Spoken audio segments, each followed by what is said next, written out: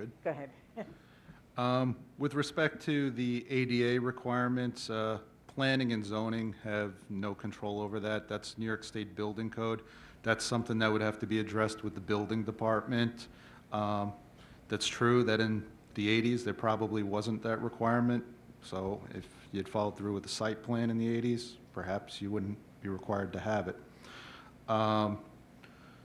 The other thing is, with respect to the parking area, that's the engineering department's call. Whether the surface is asphalt or it's gravel, that's completely the engineering department's call on how it needs to be paved. Generally, the only stalls that have to be asphalt are at least the handicap stalls that are required by ADA. Also, if it was a use like a 7-Eleven, you're not going to have a gravel parking lot. Perhaps engineering department will allow you to have gravel, but you'll have to take that up with them before filing an application to the Board of Site Plan Review. Also, you should be made aware, an application, if the board does grant this, is still required to the Board of Site Plan Review. So there is another step.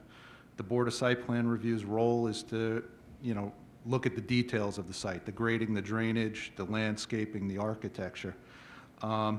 There's also been comments in the past that, since it didn't go to site plan review in the 80s, it didn't have the benefit of that site plan review.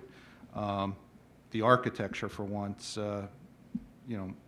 several of us, it may be opinionated, but feel it could use improvement. And maybe the board, if they want to, if they agree, may want to impose that there be some architectural improvements.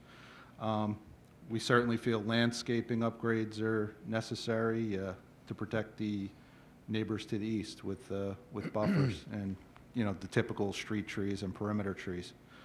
But other than that, whatever the board's decision is, whether to keep the garage office or to remove it, we can work with the board either way.